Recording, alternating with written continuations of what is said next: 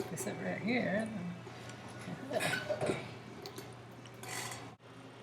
Well, actually, you know, this book I'm illustrating right now with just a bunch of moss and the same slug crawling all over the place on every page, where it's just moss and lichens and bark and texture of needles and leaves and stuff. This is just like pouring out really easily. And if all the illustrations I had to work on were like this, I'd be done in no time. It's not even about working on something that I have a lot of interest in, because that could be a lot of things, and those aren't always easy to illustrate. And this just happens to be really easy for me. And it is subject matter that I am fascinated by and fond of. And that's just pure luck, though. I think there's just something about the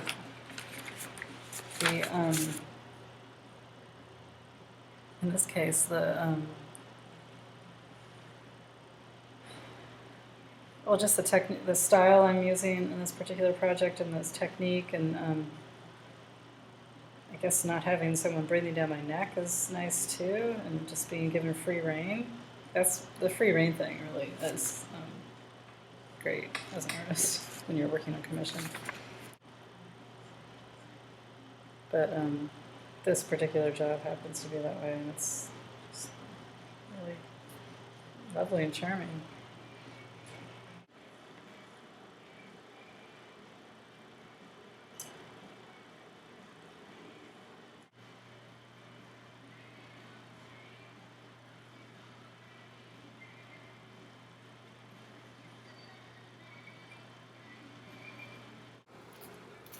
Well, what's on your mind artistically rather than visibleness?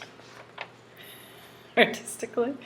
Not being left alone so I can work.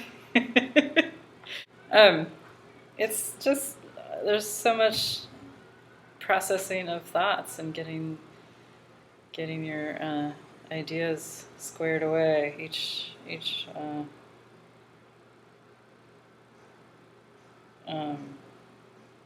continuously, I should say.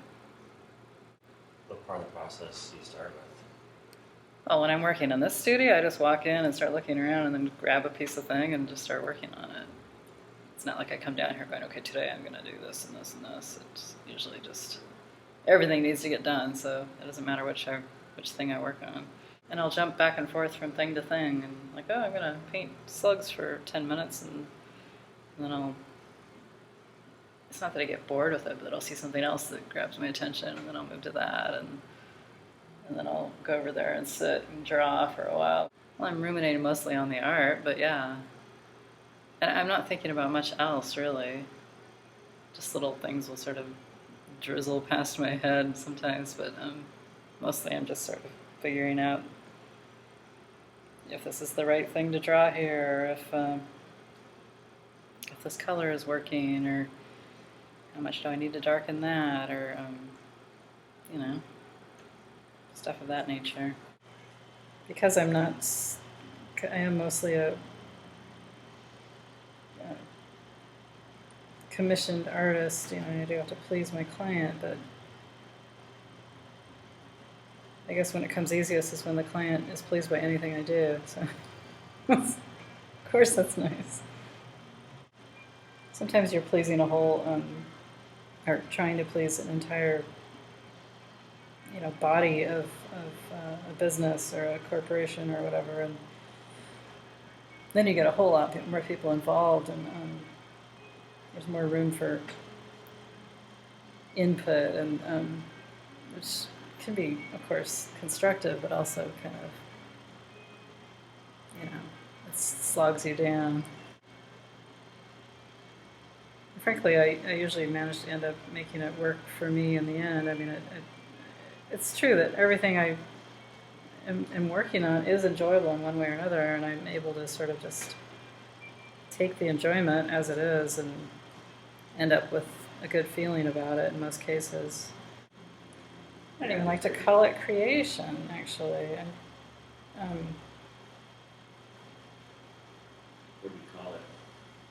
Again, it is creation. I just think it's kind of a woo-woo sort of term that I don't use particularly myself, but it's an overused term, I think. I just think I'm illustrating, and I would appreciate a project that forced me to just experiment with different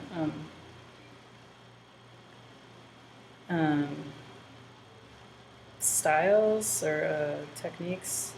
I know I let myself get complacent because what I'm doing is so enjoyable. I don't really care if it's all I do forever, but it would be good for me as an artist to be forced out of my normal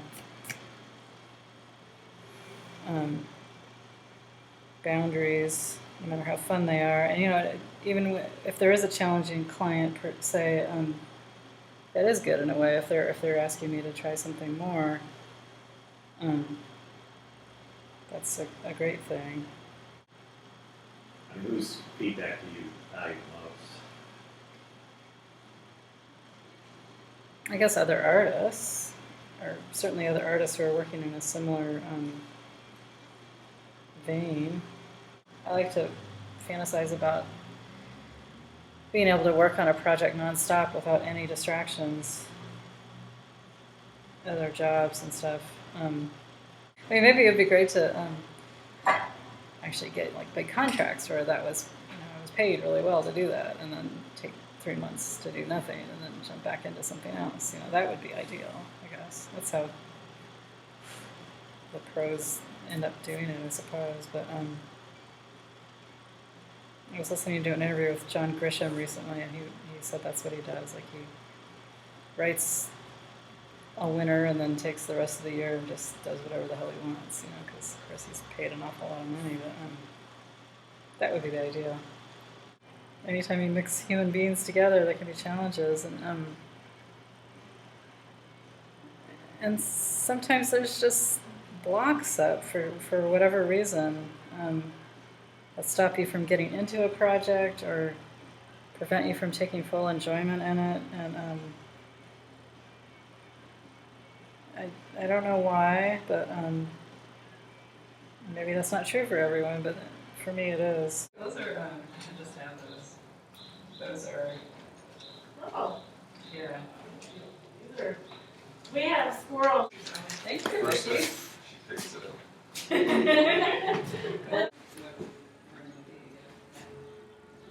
So I'm going to have a movie party on Tuesday, and then I'll be up there. Except I won't be open again. I have to name this month, so I'll let you around. Thank you both so much. On Tuesday to the new residents. So I reapplied, and I guess they had other applicants, but they still chose. Yeah. Because I know. Do you want me to add some sort of? This is a second issue. That's the second edition, so it's the same contents in both of these. I just happened to.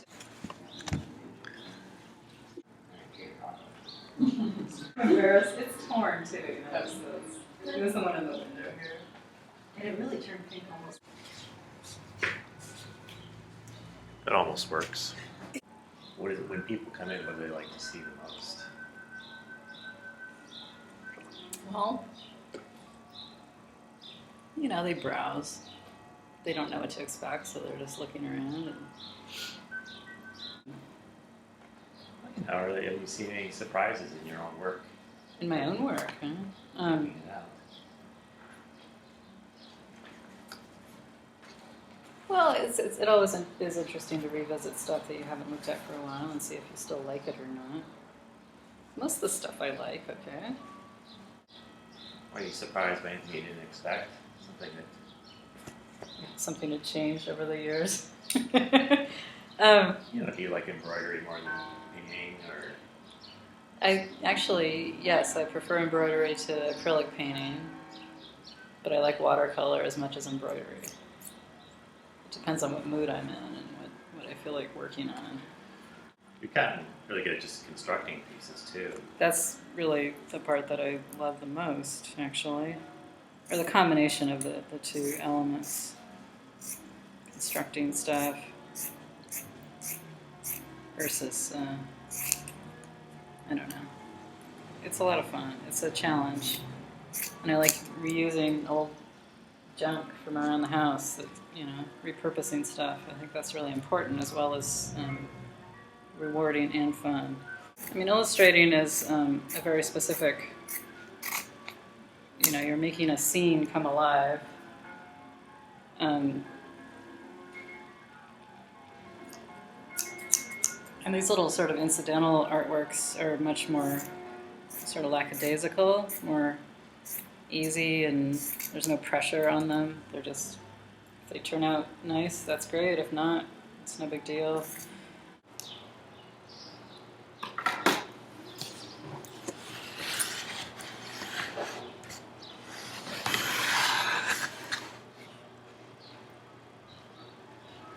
I wonder if there was a story from your past as a youth that helped you tell that story.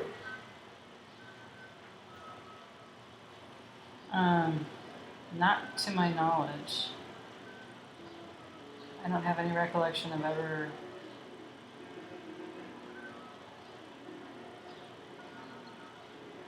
Did your parents ever give you a challenge and you had to go out and fulfill on your own? Well, every kid gets that. Going to school is a challenge. I got to come up with the details, but the story itself was given to me. I think it was just,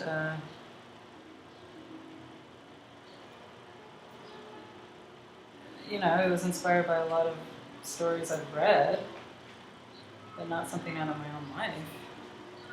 How did Jake's story speak to you? What did you at that time do? Wow. It was fun writing about a little girl being kind of tough and, scared at the same time. So I guess I never thought of myself as being tough as a child. So that part of it, maybe that's something that I had always wished I was, or something like that. Maybe I wasn't given enough challenges. I was never put to the test that way as a small child. Well, the little girl kind of puts her family first in the end, when originally she had really just thought about herself. So I guess that's a moral, I don't know. She realizes that her adventure won't mean a whole lot overall if she doesn't include her family in it somehow.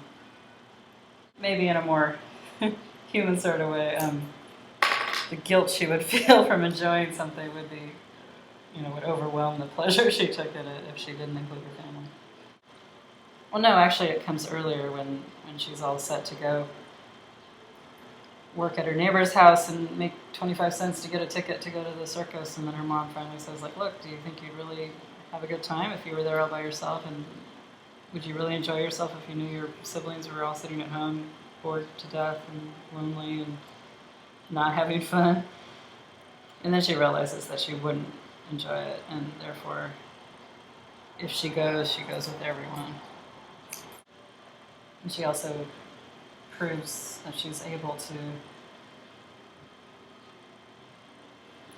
accomplish something that she was scared of doing, and she becomes kind of a heroine in a way. Yeah, I think raised the way I was, my family, everybody's family is important to them, but I've always been grateful to the way I was raised because it made the family unit really strong.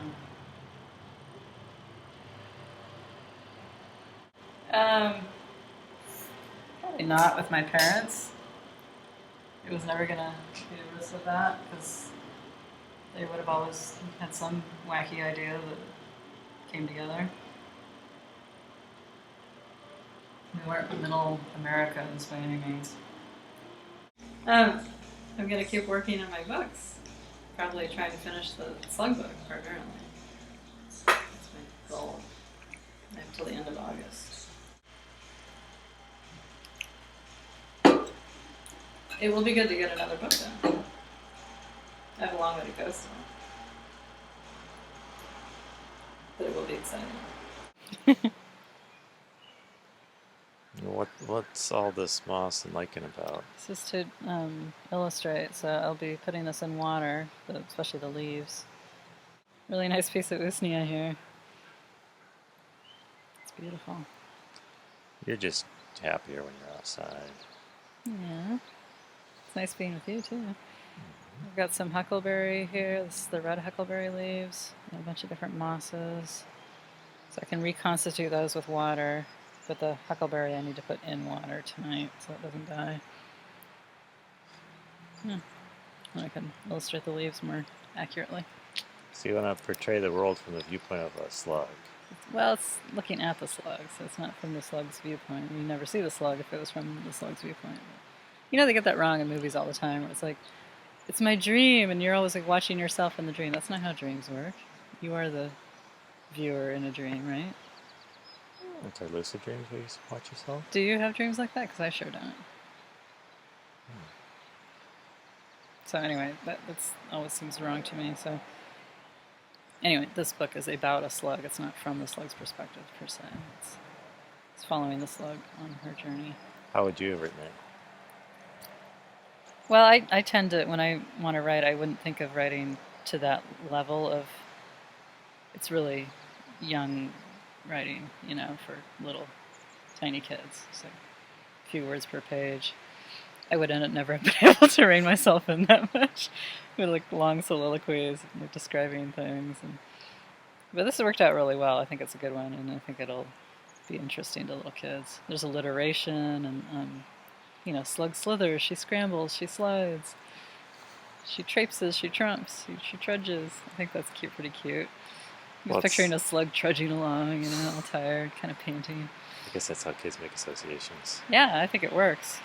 And that's another thing that she was advised to take out. Like, or maybe she had that idea herself. It's too alliterative, it sounds goofy. And I was like, no, that's what makes it great. Little kids love that stuff. You know, if it makes them giggle or something, they're going to remember it more, and they're going to... Or she's asking them, or she's telling each one, like, hi, I'm deer, I'm going to see this guy. And the deer's like, you sure you know the way, or whatever. And, you know, and the chipmunk's like, why would you leave home? It's nice and comfortable here, and yada, yada, yada. And then when she, at the end of the day, she gets all the way up the tree, and she reaches Owl, and she's like, Owl, I'm going to go see this guy. And Owl just says, why?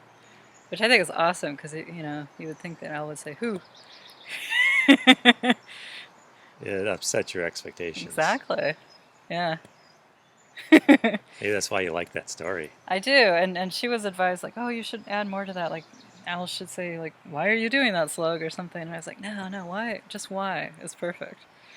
And so we left it at that. When was the last time you talked to an owl? Well, I mean, if you're out in the woods at dusk, sometimes you hear an owl hooting, and your you know, obvious desire is to go, whoo, back. The next time, I'm just going to go, why?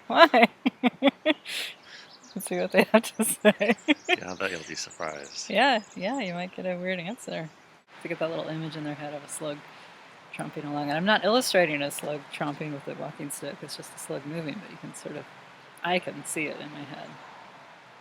Tromping or tripping or something. Oh, whoops, you know, I don't know. It's kind of anthropomorphizing the animal a little bit, but in a way that I don't find offensive.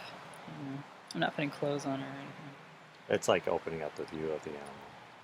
I am putting, there are a couple like little inset images where somebody suggests something to Slug and she has a little moment of imagination, so those are like in little thought bubbles kind of. And like one of them is like, the Merlet is like, oh, Slug, you look hungry, can I offer you something to eat? And Slug has a little image of herself with a little bib on eating some moss, you know. And that's just goofy. It was cute though, so. You're okay with that type of... Yeah, I don't know why. Why do I find that different than a dog wearing pants? I don't know. I can't get around that one, but go figure. I guess you were brought up seeing dogs with pants on children's books. So. I don't like that. I don't like that kind of... I don't like Disney cartoon animals talking jive or whatever. You know, like that stuff just doesn't work for me. Unless it's the old Disney movies. I don't know. I don't know what's wrong with that. That is anthropomorphizing. Yeah, it's just silly.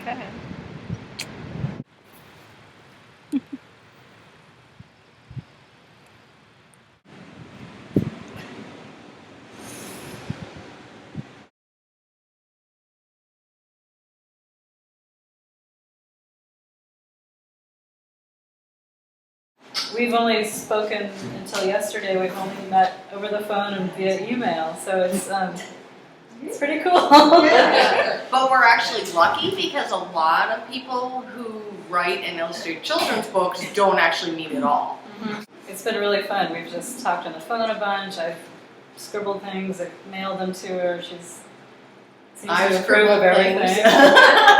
I've, edited the manuscript A lot. 35 times, I don't know how many, probably more, because it started out about trees and then all of a sudden ended up more about a story about You a had slug. fairies in the book originally. We just We trees, mixed the fairies hugging the together. sky, and just a lot of other stuff. And then I don't know, it morphed into a slug's journey up a tree to see this guy. So it was an interesting metamorphosis over the last couple of years with the storyline. So the story is this banana slug who has never seen the sky because slugs don't see the sky typically. And this is a really cool story that Paige came up with. So the slug decides, and the slug, genders are interesting in the children's book world, but we're kind of just not giving the slug a gender. So I had purposefully. originally given it a gender. And Well, I we was thought, like, having girl a hard power at time with first. that, but then I was like, okay, girl power, it's going to be a she. We're just going to do it like that because a girl can have dreams. We Yes. should, have a book about a girl having, and then we just thought, They No. don't have a gender, they're both. Exactly. I know. Well, see, we didn't realize it. So then we thought, well, maybe halfway through the book it could change to he. No, and so then we just totally took out all of it. There's a case where you can use they and feel good about it grammatically. Well, that's so funky. I mean, my thing was like, I have a lot of friends who are questioning their gender, and just it's so pervasive nowadays, and it feels like, especially for little kids who will be reading this, it just seems like a really cool opportunity. Not to just like push it at people, but just be like, okay, this is a slug, this is a they. Let's not pretend it's anything else. And What is your artistic journey to this point? well, I started being a semi-professional artist when I was around 18, when I moved to Cannon Beach. I started working for this small handmade newspaper called the Upper Left Edge out of Cannon Beach. So I was the graphics editor, which is a glorified way of saying that I did all the gluing down of typesetting and stuff. But I also illustrated anything that needed to be illustrated. So I started drawing advertisements for people who were needed an ad in the newspaper. And so I kind of built that into sort of a graphic design sort of career in a very handmade sort of way. And also in that same newspaper, I illustrated a monthly column about wildlife. So wildlife. Oh. Yeah, so I combined those monthly columns. They were just like little pages like this. I made a book out of them eventually. And I did a show at a Cannon Beach gallery. It was like 100 hand-bound books. So I had the books printed up, and then I made all the covers for them. And then little by little, and I'm just creating other art too, just gallery type art. And then it's just sort of turned into this thing. I mean, it's. I started painting signs and stuff too, and I would design logos for people and things like that. You've probably seen, like the Sleepy Monk Coffee logo and the Dark Arts Festival at the Fort George and things like that. I mean, it's really great to have this stuff go. Oh, I did that, And murals. And murals, yeah, murals, bathroom murals especially. So, and book illustrating is just an obvious thing. And what was the first book I illustrated, apart from The Wildlife on the Edge? Was it, which one? Wild. Oh, no, yeah, Frederick and the Flute Maker, I think. What is it? It's called Frederick and the Flute Maker. This woman I've been working with, Tricia Gates Brown, just contacted me out of nowhere and asked me if I could illustrate this book, and I said yes. And then we've done 2 books together, and we're working on a 3rd. So, that's a great relationship, and it's just fun to illustrate one day and then go over here and I have to build something out of wood and paint that or whatever, and then I go garden, which is my other job. I think illustrating, I see illustrating as a possibility of like when I'm ancient and can barely walk, I could still probably draw. So that seems like, and my father was an artist, so I grew up in a house where it was just like, it wasn't like he sat down and told us how to draw, but we just inhaled that, and it just seemed like the only way to live, really, for me anyway. So it was an obvious thing. Paige, what would be your parallel story? Yeah. Mm. Good question. I know. Oh my goodness. I grew up in the woods, you know, so I was outside all the time. I thought I'd be like a Mrs. Doolittle, actually, like a vet or something. Just because I loved being with animals. I never had dolls as a kid. I always had stuffed animals, or I had the animals outside that I would be with. Same here. Yeah, so eventually, I didn't become the Mrs. Doolittle or whatever. But I started working for an Audubon Naturalist Society in DC in the Maryland area, teaching children's nature classes. And so that was just sort of a natural fit for me, since where I lived in Connecticut was right down the street from an Audubon there. So I would always be going there as a kid. So then working at one with other kids, just turning logs and scooping bugs out of ponds and, letting them climb trees and dig in the dirt was just what I did. What about writing? Writing, that's the funny thing. I'm a math science person. And so in school, writing and history were my subjects way down at the bottom. And yet your love of children's books. Yes, which Right. is interesting. Yes, my love of children. I would sit all day for hours if I wasn't outside with a book. So I might not have, and I think some of it for me in school was I was shy. So a lot of times in English class, you had to get up in front of the whole class and read whatever you wrote. And I wouldn't do it ever in any of my classes. So I would always get the D or the C or whatever, because I just could not get up in front of people. And I couldn't do any of that until I actually started working at the Audubon Society, where I wasn't up in front of the kids, I was with them. So even now when I read books with kids, I read it with them, not as the one person reading it to them, I read it with them. And so that sort of helped me a little bit more get over that fear. But my husband will tell you, I ramble when I write, and it does take editing. I always wanted to write one. I don't know.